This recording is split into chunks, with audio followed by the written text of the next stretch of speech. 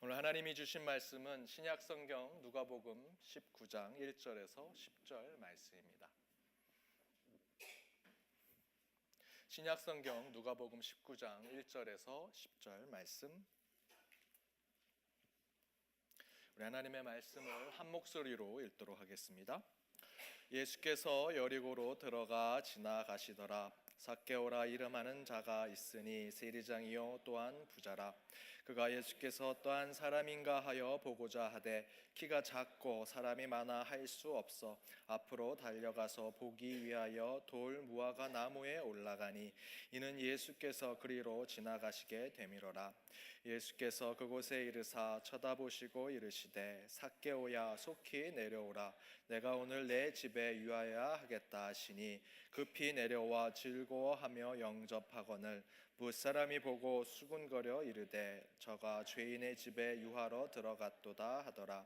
삭개오가 서서 주께 여짜오되 주여 보시옵소서 내 소유의 절반을 가난한 자들에게 주겠사오며 만일 누구의 것을 속여 빼앗은 일이 있으면 내 갑절이나 갚겠나이다. 예수께서 이르시되 오늘 구원이 이 집에 이르렀으니 이 사람도 아브라함의 자손이미로다. 인자가 온 것은 잃어버린 자를 찾아 구원하려 함이니라. 아멘. 지난 주중에 며칠 동안 휴가를 받아 재충전의 시간을 가졌습니다. 그 시간 가운데 책 한 권을 읽었는데 그 책에 이런 질문이 던져졌습니다. 모든 새들이 사람을 피해 먼 곳에 둥지를 트는데 어째서 제비 많은 집안에, 사람이 사는 집안에 들어와 둥지를 트고 알을 까고 새끼를 키울까라고 하는 질문입니다. 다른 새들을 멀리 피해서 둥지를 트고 그곳에 새끼를 키웁니다. 그런데 여러분 기억해 보십시오. 예전에 시골에 살 때 제비는 사람이 사는 집에 처마 밑에 둥지를 틀고 그곳에 알을 낳고 그 새끼들을 키우는 모습을 많이 보았습니다. 흥부와 놀부 이야기가 그래서 나온 것 같습니다. 흥부가 다리가 부러진 제비, 그것을 잘 고쳐줘서 강남으로 보내고 그곳에서 박씨를 물고 오는 그런 이야기가 가능한 것이 제비는 사람이 사는 집에 살고 있다라는 것입니다.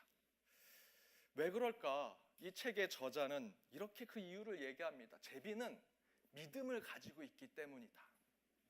다른 새들은 인간이 자기를 공격하고 자기를 해칠 것이라고 생각해서 사람의 집에서 먼 곳에 둥지를 트지만 제비는 인간이 자기를 해치지 아니할 것이고 도리어 구렁이나 매와 같은 맹수와 큰 새로부터 자기와 자기 새끼와 둥지를 보호해주고 지켜줄 것이라는 사람을 향한 믿음을 가지고 있기 때문에 사람의 집 처마 밑에 둥지를 만든다라는 것입니다.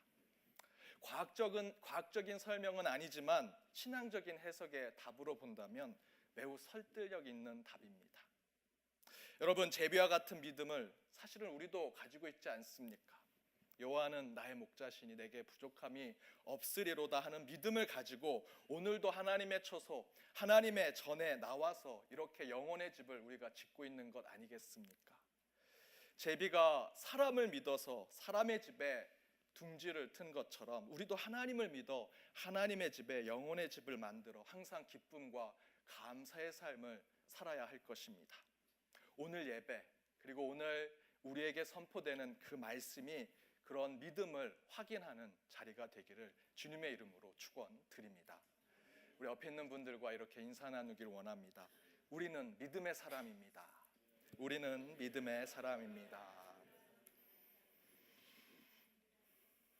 제비가 사람을 믿어 사람의 집 처마 밑에 둥지를 짓는 것처럼 우리도 하나님을 온전히 믿어 하나님의 집에 여러분의 영혼의 집을 만들어가는 축복과 은혜의 삶을 살아가는 저와 여러분이 되기를 바랍니다.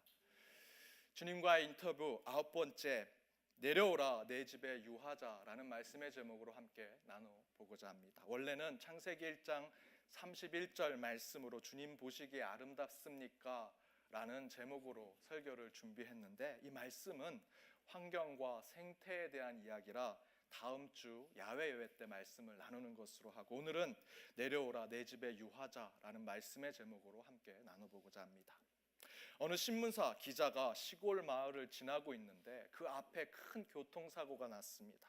작은 마을에 별일이 없는 곳에 조용한 동네인데 큰 교통사고가 났으니 신문 기사거리가 될 것 같다 생각해서 이 기자는 그 사고 난 곳으로 달려갔습니다. 그런데 그 교통사고를 구경하려고 사람들이 너무나 많이 모여 있는 것입니다. 무슨 사고가 났는지, 누가 사고를 당했는지, 사고의 경위가 무엇인지 알고자 하려면 사고의 현장 중심부로 들어가야 되는데 사람들이 많아서 들어갈 수 없는 것입니다. 그래서 이 신문사 기자는 묘책을 생각해냈습니다. 그리고 이렇게 외칩니다. 제가 피해자의 아버지입니다. 제가 피해자의 아버지입니다. 좀 들어가게 해주십시오. 그러자 마을 사람들이 놀란 듯이 서둘러 길을 비켜줍니다. 그때 그 기자는 으쓱거리면서 이렇게 생각합니다. 역시 나는 머리가 좋아. 현장에 기자의 능력을 가지고 있어 라고 하면서 그 사고의 중심부로 들어갑니다. 그런데 교통사고가 난 중간에 들어와 그 상황을 본 신문사 기자는 쥐구멍이라도 있으면 들어가고 싶을 정도로 창피하고 부끄럽게 되었습니다. 왜냐하면 기자 앞에 누워있는 교통사고의 피해자는 사람이 아니라 당나귀였기 때문입니다. 단번에 이 기자는 당나귀의 아버지가 된 것입니다. 저는 이 이야기를 읽으면서 제 신앙의 삶에 대한 생각을 해보았습니다. 이 기자처럼 온갖 수단과 방법을 가리지 않고 목적을 달성하는 것이 우리 신앙의 삶일까? 수단과 방법을 가리지 않고 구원만 받으면, 이 땅에서 복받고 잘 살면 그것이 그리스도인의 삶일까? 아니면 취재는 조금 늦게 하고 나중에 하더라도 정직하고 솔직하게 조금은 바보스럽게 하는 것이 신앙의 삶일까?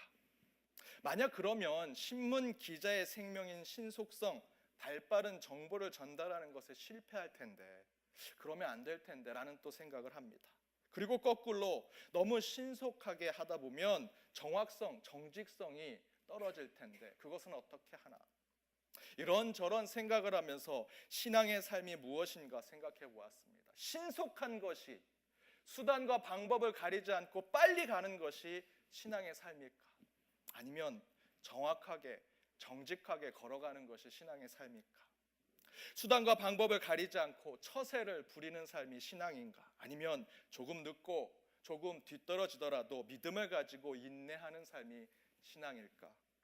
사실 성경의 답은 신속함을 향해 가는 인생보다 정확하게 정직하게 살아가는 삶이 신앙이고, 처세와 술수를 부리는 인생보다 믿음과 인내를 가지고 살아가는 그리스도인의 삶이 진정한 신앙이다라고 얘기합니다.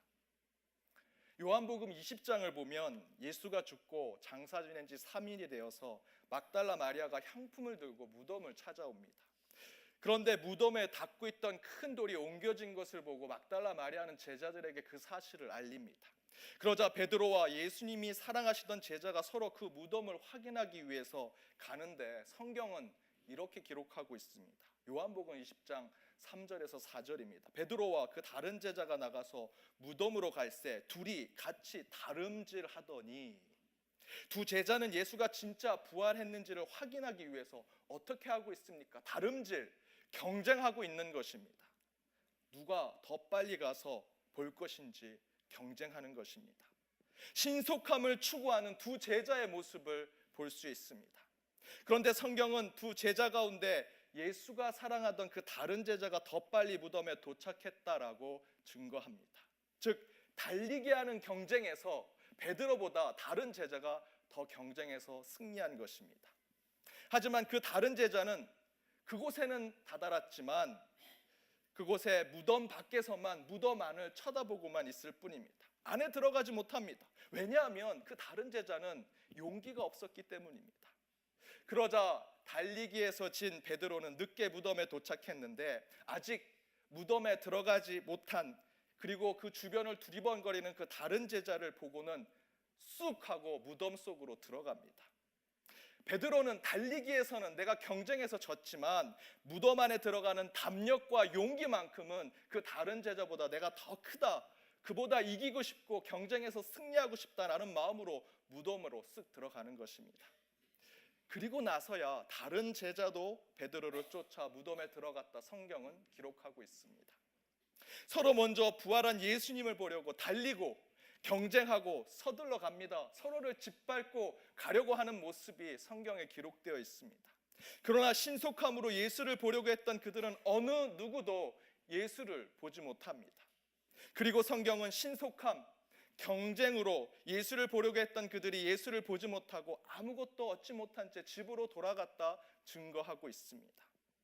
그리고 아주 늦게서야 무덤에 도착해 슬픈 마음으로 울며 기도하는 막달라 마리아에게 성경에서는 요한복음 20장 11절에서 12절에서는 천사가 나타난 것을 증거해서 보여줍니다. 그리고 나서 막달라 마리아는 곧 부활하신 예수님을 만나게 됩니다. 예수님이 내 심중 바깥에, 내 외부에, 저 멀리에 있다고 생각하는 사람들은 주님을 신속하게 빨리 보고자 경쟁해서 부활하신 주님을 보려고 했지만 끝내는 주님을 보지 못했습니다.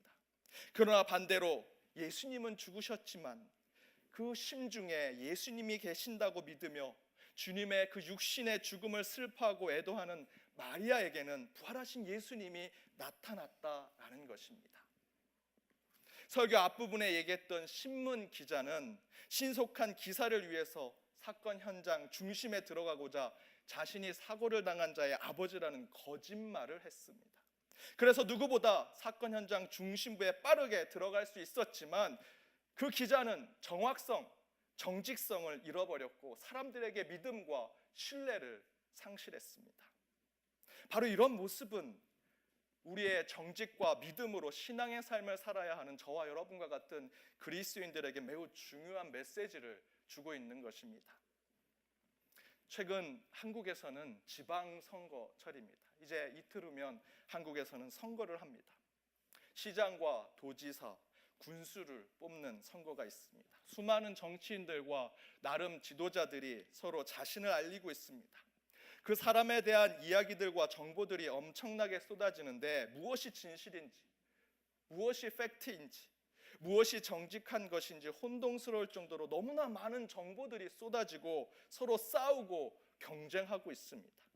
그러니 수많은 기자들과 신문사들, 언론들, 더 나아가서는 SNS로 각 개인이 그 이야기들을 전달하고자 하는 보통 사람들도 정확성, 진실, 믿음에 대한 문제보다는 다른 사람들보다 더 빠르게 그 후보자들의 이야기를 세상에 전달하기만 바쁩니다.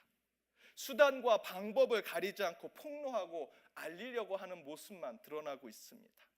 그래서 요즘 언론사, 신문사, 방송사들이 신뢰가 점점 떨어지고 있습니다. 그런데 저는 저와 여러분과 같은 그리스도인들도 바로 이런 언론사의 기자와 같은 정체성을 가지고 있다고 생각합니다.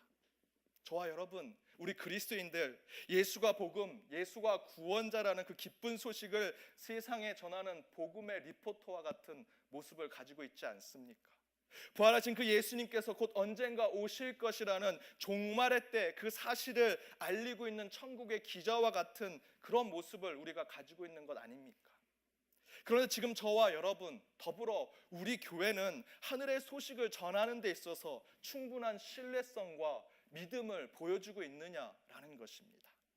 혹시 우리도 당나귀의 아버지가 된 그 기자처럼 수단과 방법을 가리지 않고 신속함만을 쫓아가려고 하고 믿음과 인내 없이 종교적 처세와 술수만이 신앙이라고 세상에 알리는 모습으로 살아가고 있지는 않은지. 갈라디아서 6장 7절에서는 이렇게 말씀하십니다. 스스로 속이지 말라. 하나님은 업신여김을 받지 아니하시나니 사람이 무엇으로 심든지 그대로 거두리라. 우리의 신앙은 심은 대로 거둔 것에 만족하고 자족하고 기뻐하는 삶을 살아가는 것입니다. 빨라서 성공하는 것이 아니고 처세가 좋아서 잘 되는 것이 아니라 각자의 십자가를 지고 진정성과 믿음과 인내로 나에게 하나님께서 허락하신 그 길을 묵묵히 걸어가는 자에게 하나님은 진정한 축복과 은혜를 주신다라는 것입니다. 바로 그런 깨우침을 예수님께서 삭개오와 짧은 대화에서 우리에게 가르쳐주고 계십니다. 그래서 바로 예수님과 삭개오의 이야기 속에 우리는 어떻게 진실함과 믿음으로 신속함과 처세로 능한 자가 인정받는 이 세상 속에서 참된 하나님의 자녀의 삶을 살 수 있을지 두 가지를 함께 나눠보고자 합니다. 그 첫 번째는 빠르고 급한 세상 속에 정확하고 진실하며 정직한 삶을 살기 위해서는 높은 곳에서 내려와야 한다라는 것입니다. 여리고라는 마을에 삭개오라는 세리장이 있었습니다. 그는 부자였습니다. 그는 세상에서 성공한 자였습니다. 누리지 않은 것이 없었습니다. 돈은 평생 세어보지 못할 정도로 돈을 벌었습니다. 세상의 지위도 남부럽지 않을 정도로 올라갔습니다. 세속적으로 큰 성공을 이룬 자였습니다. 그러나 그는 허무했습니다. 가슴 한구석에 항상 구멍이 뻥 뚫린 것처럼 허하고 시린 가슴을 가지고 있었습니다. 하지만 삭개오는 그런 마음을 사람들에게 보이지 않기 위해서 더 악착같이 일했습니다.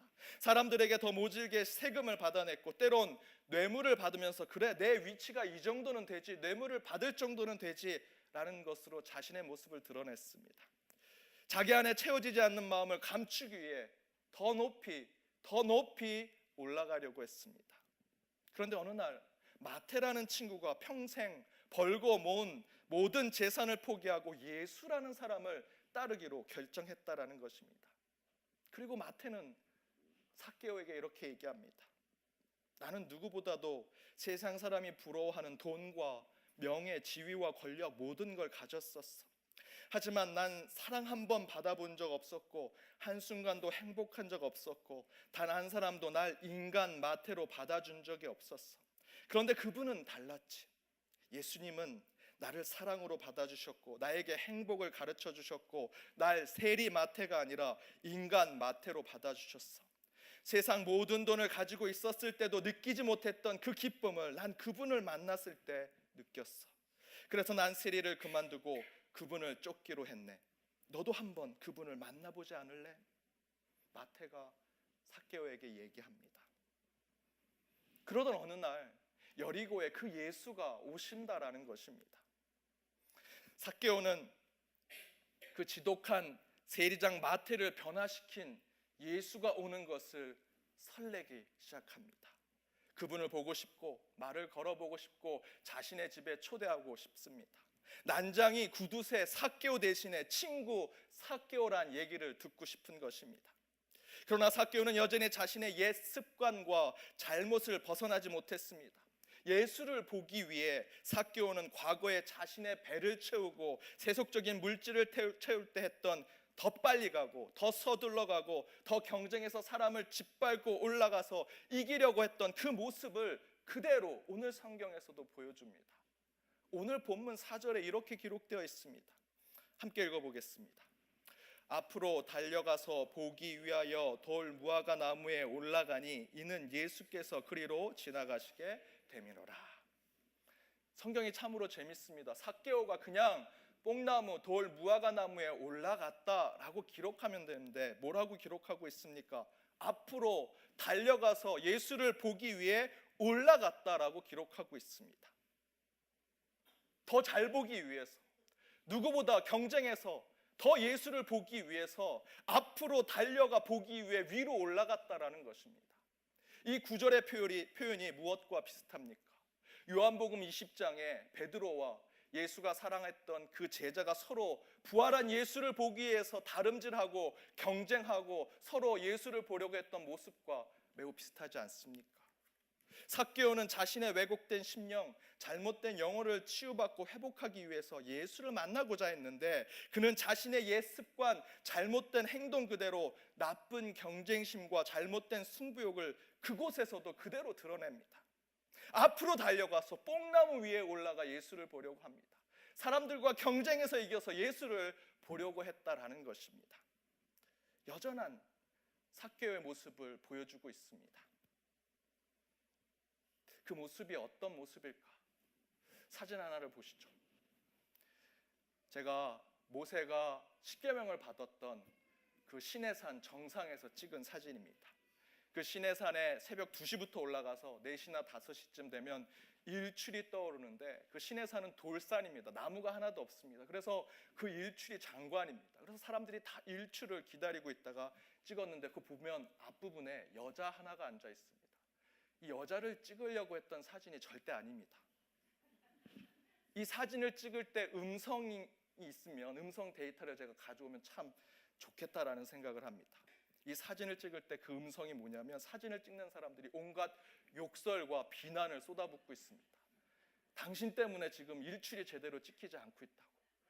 그날 찍은 일출 사진엔 저 여자가 머리든 몸이든 어디든 항상 나오게 돼 있습니다. 저희들이 처음에 올라갔을 때, 일출이 되지 않았을 때 사람들끼리, 한국 사람들은 항상 올라가면 컵라면을 먹습니다. 컵라면을 먹고 외국 사람들은 서로 얘기하며 샌드위치와 스낵을 먹습니다. 그런데 그때 한 여인이 저 일출이 되는 있는 곳에 그 낭떠러집니다. 가장 끝 바위를 어슬렁어슬렁 올라갑니다. 왜 저기에 올라갈까? 다들 왜 그럴까 생각을 했는데, 일출이 시작되는데 저 여자가 있는 곳에 일출이 시작됩니다. 아무리 사진을 찍어도 저 여자가 나올 수밖에 없습니다. 당장 내려오라고 하는데 내려오지 않습니다. 그 사람을 끌어내리려고 해도 끌어내릴 수가 없습니다. 쥐들이 고양이 못에 방울을 다는 것과 똑같죠. 굉장히 위험한 곳에 앉아 있는 것입니다. 가장 빨리 와서 가장 좋은 자리를 차지한 여자입니다. 만약 뽕나무에 올라간 삭개의 모습을 비유해서 설명하려면 지금 이 시내산의 일출의 사진을 망친 이 여인의 모습이 아닐까 생각이 듭니다. 지금 뽕나무에 올라가 예수를 보려고 하는 삭개의 마음은, 나는 키가 작으니 내가 먼저 나무에 올라가서 예수를 봐야지. 예수를 보려면 누구보다 제대로 볼 수 있는 곳에 올라가야지. 다른 사람들은 필요 없어. 경쟁해서 싸워서 예수를 봐야지 라고 하는 마음으로 지금 돌 무화과 그 뽕나무 위에 그 여인처럼 앉아서 예수를 보고 있는 것입니다. 그러나 바로 그때 예수님은 그런 삭개의 마음과 그의 심중을 보시고 무엇라고 말씀하고 계십니까? 5절입니다. 삭개오야, 속히 내려오라. 이에 예수님의 말씀을 들은 삭개오는 이렇게 생각했을 것입니다. 세상 어느 사람도 자기가 뽕나무에 올라가면 내려오라고 말하는 사람이 없었습니다. 높은 곳에 올라간 자기를 두려워하고 부러워하는 사람은 있었습니다. 또한 위험한 뽕나무 위에서 내가 떨어지길 바래 내려오라고 말하는 사람이 없었는지도 모릅니다. 그러나 예수님은 나보고 내려오라고 하십니다. 예수님은 나보고 속히 내려오라고 하십니다. 그때 난 가시의 뽕나무에서, 교만의 뽕나무에서 경쟁하고 다투고 세상에서 사람들을 짓밟고 올라가는 그 싸움의 뽕나무에서 내려왔습니다. 그런데 내려온 그 세상은 천국이었습니다. 여러분, 내려와야 정직하게 보이고 제대로 볼 수 있습니다. 삭개오가 나무에서 내려온다는 것은 이제 더 이상 자신을 스스로 속이지 않겠다는 것이고, 더 앞서기 위해 사람을 짓밟고 경쟁하지 않겠다는 것이며, 모두가 똑같이 공평하게 같은 출발선에서 주님을 바라보겠다는 삭개오의 결단과 같습니다. 예수님께서 삭개오에게 내려오라 하신 말씀은 이제 저와 여러분에게 주님이 하시는 말씀과 같습니다. 더 빠르게, 더 높게, 더 많은 것을 얻기 위해 올라가고 더 올라가던 삶이 저와 여러분의 삶 아닙니까? 이에 대해서 예수님은 삭개오에게 외쳤던 그 음성을 우리에게 들려주십니다. 내려오라, 내려오라. 사랑하는 성도 여러분, 내려오십시오. 속히 내려오십시오. 여러분이 차지했다고 믿은 이 땅의 그 찬란하고 빛나는 영광의 보좌에서 내려와 모두가 공평하게 서 있는 출발선에 서 있기를 바랍니다. 나를 가식으로 꾸민 저 높은 자리에서 내려와 여러분 정직하게 경주하십시오. 진실한 걸음을 걸으시기 바랍니다. 빠른 것보다 더 중요한 것은 주님 앞에 정확하고 정직한 모습이고, 세상의 진실한 모습을 세상에 드러내는 것임을 우리는 깨달아야 합니다. 두 번째, 처세와 술수로 살아가는 세상 속에서 인내함으로 믿음의 삶을 살기 위해서는 주님을 모시는 삶을 살아야 한다. 주님을 모시는 삶을 살아야 한다. 오늘 본문에서 예수님께서 삭개오가 돌 무화과 나무 뽕나무에 올라가서 자신을 보고자 하는 그 삭개오의 예전의 모습, 옛 습관의 모습을 아시고 내려오라, 내려오라 말씀하셨습니다. 그런데 내려오라 하신 말씀 다음에 예수님이 하신 말씀이 무엇입니까? 5절 뒷부분에 있는 말씀입니다. 내가 오늘 내 집에 유하여 하겠다. 주님이 우리 심중에 오시겠다는 것입니다. 주님이 내 마음에 오시겠다라는 것입니다. 그때 우리는 진정한 믿음의 삶을 살 수 있다라는 것입니다. 우리는 우리가 믿고 또 믿고 믿습니다라고 하는 믿습니다의 그 시옷에 쌍시옷을 여러 번 붙여서 내 의지를 강하게 드러내고 그 믿음을 내 생각과 뜻으로 드러낼지라도 그것이 진정한 믿음일까? 성경은 그렇지 않다라고 얘기합니다. 에베소서 2장 8절에서 9절에 이렇게 얘기합니다. 함께 읽어보겠습니다. 너희가 그 은혜를 인하여 믿음으로 말미암아 구원을 얻었나니 이것이 너희에게서 난 것이 아니요 하나님의 선물이라. 행위에서 난 것이 아니니 이는 누구든지 자랑치 못하게 함이니라. 믿음은 우리가 머리와 마음으로 결단해서 그 의지를 보여주는 것이 믿음이 아니라, 믿음은 하나님의 선물, 하나님이 주신 것이라 성경은 이야기합니다. 우리가 자랑할 수 있는 것이 아닙니다. 우리가 만들어낸 것이 아니기 때문입니다. 따라서 믿음의 삶을 살기 위해선 반드시 하나님이 우리 안에 계셔야 합니다. 이에 대해서 예수님은 그동안 세상의 술수와 처세, 수단과 방법을 가리지 않고 살았던 삭개오에게 참된 믿음과 인내와 신뢰와 지혜를 주시기 위해 이렇게 말씀하십니다. 이제 내가 내 집에 유하여야겠다. 이제 너와 함께 하야겠다. 이것은 단순히 예수님께서 삭개오의 집에 들어가겠다라고 말씀하신 것이 아닙니다. 예수님께서 영적으로 그 가운데 머무시겠다. 예수님께서 삭개오의 심중에 함께 하시겠다. 예수님께서 성령의 임재하심으로 삭개오와 함께 하겠다라는 말씀입니다. 여러분, 이 말씀은 축복과 은혜의 말씀입니다. 주님이 우리의 마음에 그리고 우리의 심중에 오셔야 우리는 진정한 믿음을 보여줄 수 있습니다. 바로 성령의 임재는 우리의 믿음의 삶을 확증하는 것입니다. 예수님의 제자들을 생각해 보십시오. 그들은 예수님께서 십자가에 죽으신 후에 예수를 쫓았던 3년을 망각하며 살았습니다. 다 잊어버렸습니다. 그래서 한 방에 모여 혹시 자신들이 예수의 제자라고 사람들이 얘기해서 그들이 예수의 제자들을 죽일까 두려워서 공포에 떨고 한 곳에 모여 있었습니다. 그때 예수님께서 그들 모임 가운데 오셔서 그들에게 첫 번째로 얘기하신 게 두려움에 떨고 있는 그들에게 샬롬, 평안하라 라고 말씀하신 것입니다. 그렇게 인사하시면서 예수님께서 그 두려움과 공포에 빠진 그들에게 선포하십니다. 성령을 너희에게 보내겠다. 그리고 그들은 예수님의 승천을 바라보고 마가의 다락방에서 40일 동안 기도한 후에 성령의 임재를 체험하게 됩니다. 그 후에 그 겁쟁이 제자들이 어떻게 됩니까? 곳곳에 나가서 예수가 복음이고 예수가 구원자다라는 것을 목숨을 걸고 전합니다.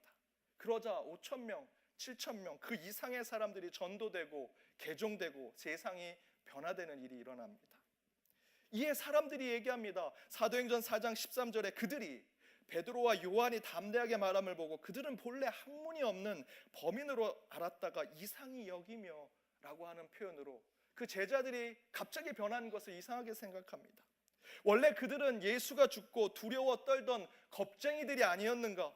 평생 물고기만 잡기 위해 그물만 손에 쥐고 있었던 자들인데 펜 한 번 손에 쥐지 않았던 보통 사람, 아니 보통 사람보다도 더 낮은 사람들이 아니던가?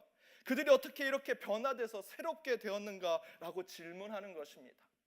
이에 제자들이 이렇게 답변합니다. 사도행전 4장 28절에서 31절 말씀입니다. 함께 읽어보도록 하겠습니다.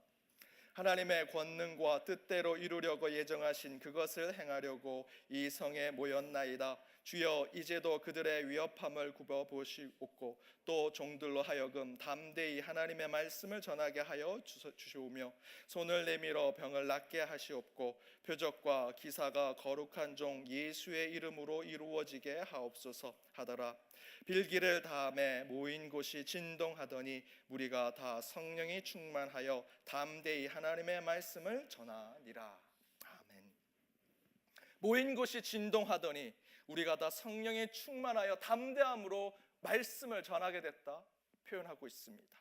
성령이 충만하더니, 성령이 임재하더니, 주님이 우리를 찾아오시더니 그들이 용기를 가지고 담대함으로 복음을 전하는 자들이 되었다라는 것입니다. 말씀을 전한다라는 것은 무엇입니까? 내가 가진 확신을 선포하는 것을 이야기합니다. 곧 믿음에 대한 표현입니다. 그 믿음이 어디서 왔다 성경은 증거하고 있습니까? 성령이 충만하더니, 성령이 충만한 것은 하늘에 계신 하나님이 우리의 심중에 계심을 증거하는 것입니다. 사랑하는 여러분, 주님이 우리 안에 계시면 우리는 믿음을 갖게 되고 확신의 삶을 살아갈 수 있습니다. 성령 충만하면 어떤 시련과 역경에도 인내하며 믿음을 지켜낼 수 있는 것입니다. 세상에는 수많은 처세와 술수, 수단과 방법을 가리지 않는 계획이 난무하지만 저와 여러분과 같은 하나님의 사람 그리스도인들은 주님이 내 안에 계심을 간구하는 삶을 살아야 합니다. 성령의 임재가 우리 안에 있기를 기도하는 삶을 살아야 한다라는 것입니다. 예수님께서 삭개오에게 말씀하십니다. 내려오라. 그리고 이제 내가 너와 함께 있어야 하겠다. 이 음성이 저와 여러분의 마음속에도 들려야 하지 않겠습니까? 그렇게 주님께서 말씀하실 때 우리의 마음의 문을 열어 주님을 영접하는 한 주의 삶이 되시길 주님의 이름으로 축원드립니다. 함께 기도하겠습니다. 사랑의 주님, 오늘도 주님의 말씀에 마음의 문을 열고 나아갑니다. 축복하시고 은혜를 허락하여 주옵시며 주님 뜻 가운데 우리의 삶을 맡기게 하여 주옵소서. 세상에서는 싸우고 다투며 경쟁하여 이기는 자만이 살아남습니다. 그러나 하나님의 세상은 믿는 자들의 삶인 그렇지 않음을 세상에 드러나게 하여 주옵소서. 경쟁이 아니라 정직과 진실함이 생존의 비결이며 처세와 술수가 아니라 믿음과 인내가 이 땅을 살아가는 힘임을 깨닫게 하여 주옵소서. 내려오라, 내 집에 유하여겠다라는 주님의 말씀에 응답하여 주님을 모시고 세상의 자리에서 내려오는 참된 하나님의 자녀들이 되게 하여 주옵소서. 이 모든 말씀 예수님의 이름으로 기도드립니다.